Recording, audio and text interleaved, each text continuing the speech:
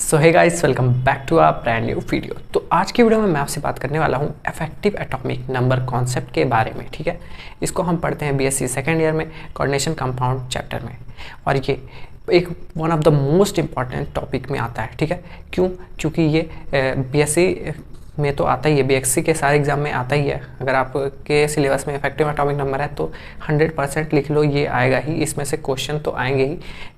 इसके अलावा ये कॉम्पिटिटिव एग्जाम में भी आता है, जैसे कि आईआईटी जैम और सीएसआईआर नेट।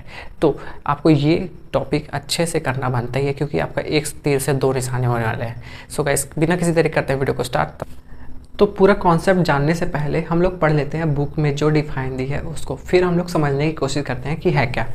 तो इफेक्टिव एटॉमिक नंबर को EN भी बोला जाता है, EN रूल। ठीक है, तो effective atomic number is the total number of electron present in central metal ion after being donated by ligands to this central metal ion in the formation of complex. तो ये तो हो गई book की define. अब इससे मतलब क्या बनता है? इसमें यही लिखा है कि जो इफेक्टिव एटॉमिक नंबर है वो क्या है? Total number of electron present in central metal ion, मतलब मेटल में टोटल नंबर ऑफ इलेक्ट्रॉन कितने हैं, ये ही है हमारा इफेक्टिव एटॉमिक नंबर। पर ये कैसे है? लिगेंड के पास कुछ इलेक्ट्रॉन्स रहते हैं। ठीक है, तो ये कुछ इलेक्ट्रॉन देता है मेटल में, तो इलेक्ट्रॉन देने के बाद, लिगेंड के इलेक्ट्रॉन लेने के बाद मेटल में टोटल नंबर ऑफ इलेक्ट्रॉन ही हमारा रहता है इफेक्टिव एटॉमिक नंबर। और ये इफेक्टिव एटॉमिक जो नंबर रहता है ये किसका रहता है? सेंट्रल मेटल आयन का। ठीक है, तो यहाँ पे वही लिखा है कि देखो, total number of electron present in central metal ion. ठीक है, सेंट्रल मेटल आयन में total number of electron after being donated bye ligand, मतलब लिगेंड के डोनेट करने के बाद, लिगेंड कुछ इलेक्ट्रॉन डोनेट करता है मेटल को, उसको डोनेट करने के बाद जो टोटल नंबर ऑफ इलेक्ट्रॉन है वही है हमारा effective atomic number. So guys, अभी हमने जो डिफाइन पढ़ी वो थी हमारी बुकिश लैंग्वेज, पर उससे कुछ नहीं आता है। ज़्यादा ज़्यादा उसमें पूछ देगा what is effective atomic number. ठीक है, पर उससे रिलेटेड क्वेश्चन कैसे आते हैं वो देखते हैं। ठीक है, ऐसे आपको पूछ देगा what is the effective atomic number of this. ठीक है, तो इसका इफेक्टिव एटॉमिक नंबर कैसे निकालना है? तो सबसे पहले आपको देखना है मेटल को, सेंट्रल मेटल एटम है जो हमारा सेंट्रल मेटल आयन है, उसका हमको एटॉमिक नंबर पता रहना चाहिए। तो एटॉमिक नंबर ऑफ मेटल है हमारे यहाँ पे कोबाल्ट, तो कोबाल्ट का होता है एटॉमिक नंबर 27। ठीक है, तो ये हमारा फर्स्ट स्टेप है। तो फर्स्ट स्टेप में हमें एटॉमिक नंबर निकालना है कि सेंट्रल मेटल एटम का जो भी हमारा गिवन कंपाउंड है उसका हमें एटॉमिक नंबर निकालना है। सेकंड स्टेप में क्या करना है? हमें फाइंड करना है ऑक्सीडेशन स्टेट उस कॉम्प्लेक्स का। तो यहाँ पे ये कॉम्प्लेक्स है हमारे पास CO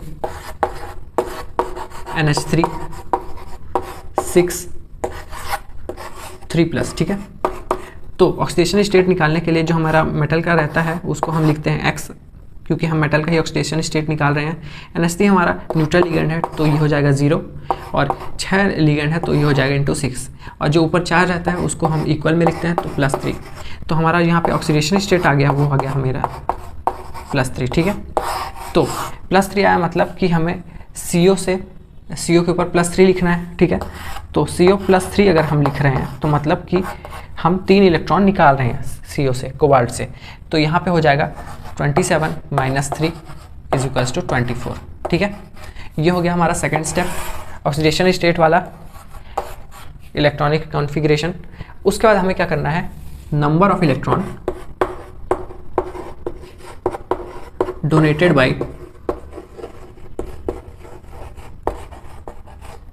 6 NH3 लिगेंड। तो एक बार फिर से हम लोग देख लेते हैं, रिवाइज कर लेते हैं क्या किया हमने। फर्स्ट स्टेप में हमने एटॉमिक नंबर लिखा मेटल का। सेकंड स्टेप में हमने क्या किया? ऑक्सीडेशन स्टेट निकाला मेटल का। थर्ड स्टेप में हमने क्या किया? वही ऑक्सीडेशन स्टेट वाले मेटल का हमने वो इलेक्ट्रॉनिक कॉन्फ़िगरेशन लिखा।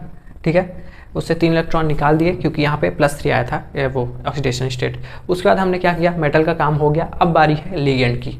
तो लिगेंड में क्या होता है? Number of electron donated bye ligand. तो यहाँ पे 6 लिगेंड है, और किसके लिगेंड है? देखो 6 लिगेंड है NH3 के, तो 6 NH3 लिगेंड।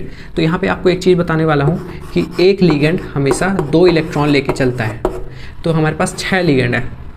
ठीक है, तो 6 लिगेंड है तो हमें कितना होगा? 2 × 6, तो हो जाएंगे 12 इलेक्ट्रॉन लेके चलेगा। ठीक है, तो ये हो गया हमारा कौन सा स्टेप, फर्स्ट, सेकेंड और ये हो गया हमारा थर्ड स्टेप। तो अब हमें क्या करना है, ये जो हमारी वैल्यू है सेकंड स्टेप में हमने CO जो +3 निकला था और ये जो लिगेंड की वैल्यू है उसको हमें प्लस कर देना है। तो इफेक्टिव एटॉमिक नंबर क्या होता है हमारा 24 + 12, ठीक है। तो ये हो गया हमारा 36 और ये जो 36 है वो है हमारा नोबल गैस का जो इलेक्ट्रॉनिक कन्फिग्रेशन रहता है क्रिप्टॉन का, ठीक है।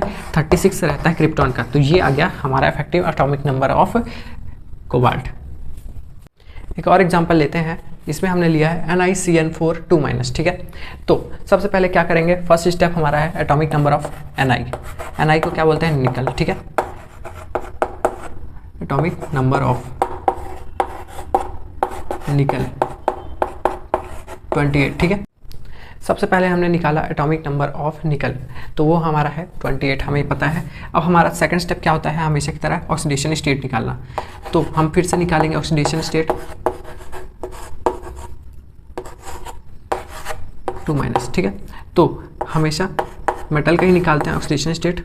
तो और ये CN जो हमारा रहता है वो नेगेटिव रहता है, नेगेटिवली चार्ज, तो इसीलिए उसके जो रहता है उसके पास -1 रहता है, ठीक है, चार्ज।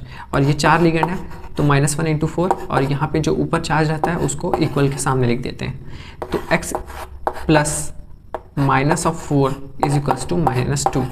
तो x आ गया हमारा -2 + 4 = +2 आ गया, ठीक है। तो अब हमें निकल Ni + 2 निकालना है।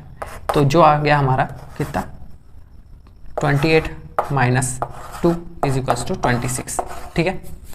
ये तो हो गया मेटल की बात है।